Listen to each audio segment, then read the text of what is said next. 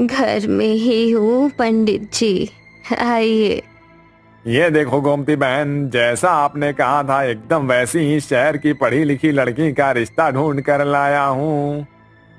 पंडित जी, आजकल का जमाना पढ़े लिखों का ही है। मेरी बड़ी बहू तो वैसे भी अंगूठा छाप गवार है।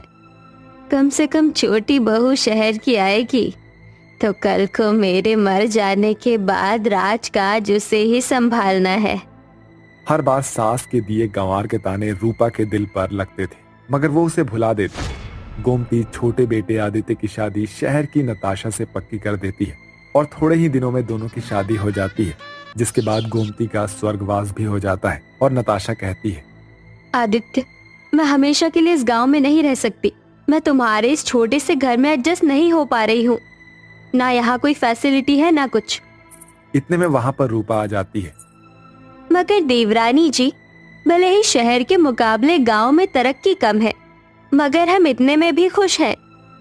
मगर मैं खुश नहीं हूँ, और सच कहूँ तो मैं नहीं चाहती कि मेरा पति भी आपके गरीब पति की तरह इस गांव में रहकर 100-200 कमाने के लिए दिन भर गधों की तरह मजदूरी करे।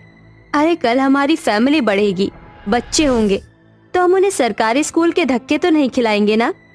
और नताशा अपनी खुशी के लिए उसका परिवार तोड़कर आदित्य को उसके भाई भाभी से अलग शहर ले आती है, जहां आदित्य अच्छी खासी नौकरी करने लगता है। वहीं मोहन और रूपा गांव में रहकर भी गरीबी में गुजारा कर रहे होते हैं। देखते ही देखते 6 महीने हो जाते हैं। अजी क्या हुआ, खाइए ना। रूपा, आदित्य को शहर गए 6 महीने हो गए। उसकी बड़ी याद आ रही। हमारा घर परिवार टुकड़ों में बिखर गया है। मोहन जी, अगर आपको देवर जी की इतनी याद आ रही है तो चलो उनसे शहर चलकर मिल आते हैं। 2 दिन बाद दोनों शहर जाने का सोचते हैं। अजी चलिए, मैं तैयार हूँ।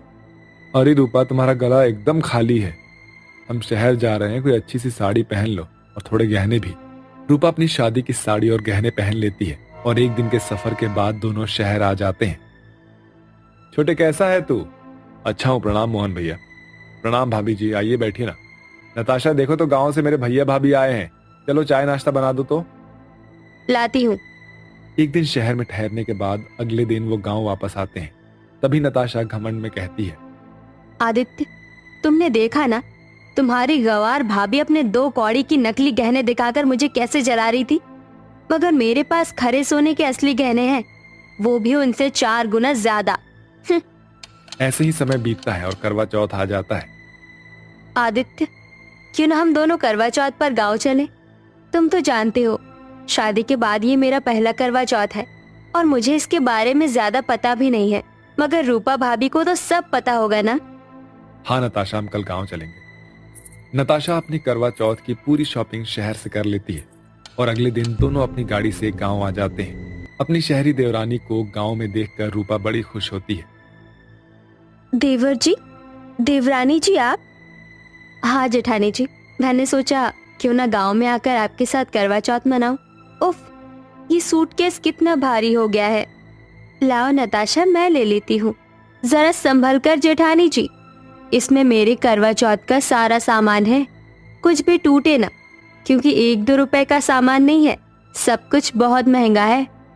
घर के अंदर आकर नताशा अपना सूटकेस खोलकर रूपा को सारा सामान दिखाती है। ये देखिए जेठानी जी, स्पेशली करवा चौथ के लिए मैंने ये महंगी और इसके साथ की मैचिंग की ज्वेलरी, सैंडल, सब कुछ। आपने भी तो करवा चौथ की शॉपिंग कर ली होगी, मुझे भी तो दिखाइए। नताशा, बस आज शाम को ही मैं बाजार जाकर सामान ले आऊंगी, तुम भी मेरे साथ चलना। इसी बहाने तुम गांव की बाजार भी देख लोगी। पर पहले तुम ये कपड़े बदल लो, तुम इस गांव की बहू हो, मेरी साड़ी पहन लो। जेठानी जी, आपकी सभी साड़ियाँ तो फटी पुरानी है, मैं नहीं पहन सकती। फिर दोनों गांव के बाजार आती है। तभी नताशा कहती है, ओ गॉड, ये कितना छोटा सा बाजार है, ये तो एक नजर देखने में ही खत्म हो जा रहा है। तभी जमीन पर बैठा साड़ी बेच रहा एक व्यक्ति आवाज लगाता है, साड़ी साड़ी साड़ी, सेल वाली साड़ी सिर्फ 200 रुपए में कोई भी साड़ी, करवा चौथ का बम्पर ऑफर 200 रुपए में साड़ी। सुनो भैया, ये वाली साड़ी दे दो। रूपा को इतनी सस्ती साड़ी खरीदता देखकर नताशा कहती है, ये सही मौका है, इस गांव की गवार की बेइज्जती मारने का। अरे जेठानी जी, करवा चौथ पर इतनी सस्ती साड़ी पहनोगी आप? मैंने 50,000 रुपए की साड़ी ली है, तो कम से कम आप 1,000 रुपए की साड़ी भी तो खरीदिए। इतने पैसे मेरे पास नहीं है नताशा, और मैं इसी में खुश हूँ। इसके बाद रूपा ठेले से 1 दर्जन कच्ची चूड़ियां और श्रृंगार का थोड़ा बहुत सामान खरीद कर घर आ जाती है। अगले दिन। ठीक है मोना, जल्दी से आ जाओ। किसका फोन था नताशा? मैंने करवा चौथ के लिए मेहंदी वाली को बुक किया है ना, उसी का फोन था।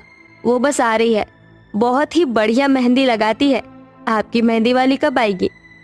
मुझे मेहंदी वाली की जरूरत नहीं है नताशा। ये देखो, मैंने आंगन में इतने सारे मेहंदी के पौधे लगा रखे हैं।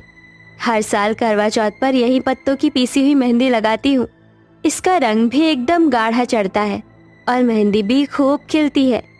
जेठानी जी, मैं जानती हूँ इस गरीबी में आपके पास मेहंदी लगाने के लिए पैसे नहीं है, इसलिए आप ये पत्तों की मेहंदी से काम चलाती है। आप मेरी मेहंदी वाली से ही मेहंदी लगवा लेना, पैसे देने की कोई जरूरत नहीं। नहीं देवरानी जी, करवा चौथ पर मैं पत्तों की मेहंदी पीसकर लगाती हूँ और मैं इसी में खुश हूँ। अगले दिन नताशा की मेहंदी वाली घर आती है। सुनो मोना, मेरे दोनों हाथों पैरों पर भरी मेहंदी लगाना और मुझे मेहंदी ब्लाउज डिजाइन भी बना देना। मेरी मेहंदी करवा चौथ पर सबसे सुंदर दिखनी चाहिए। Okay darling. नताशा हाथ पैरों पर डिजाइनिंग मेहंदी लगवाती है। वहीं रूपा अपने हाथों से सिलबट्टे पर मेहंदी के पत्ते पीसकर खुद की मेहंदी लगाती है। करवा चौथ पर दोनों भूखी प्यासी रहकर व्रत रखती है। वहीं रूपा पूरे घर की साफ सफाई करके गोबर मिट्टी से आंगन लीपती है और दोपहर हो जाती है। जेठानी जी, मुझे बहुत जोरों की प्यास लगी हुई है, पानी पी लूं? देवरानी जी, चांद देखने तक तुम पानी की एक बूंद भी नहीं पी सकती, वरना व्रत टूट जाएगा। भाड़ में गए करवा चौथ, थोड़ा सा पानी पी लेती हूँ, किसे पता चलेगा। फिर शाम को दोनों अपने पतियों के नाम से 16 श्रृंगार करके तैयार होती हैं और पूजा की थाली सजाती हैं। चलो देवरानी जी, करवा चौथ की कथा सुनकर पूजा कर लेते हैं। जेठानी जी, ये कैसी सस्ती सी थाली है, मुझे देखिए। मैंने करवा चौथ के लिए स्पेशली चांदी की भारी थाली खरीदी है। अच्छी है ना? हाँ नताशा, बहुत अच्छी है। इतने में औरतें भी कथा सुनने आ जाती हैं। अरे वाह रूपा, तुम्हारी शहरी देवरानी ने तो बड़ी बढ़िया मेहंदी लगवाई है।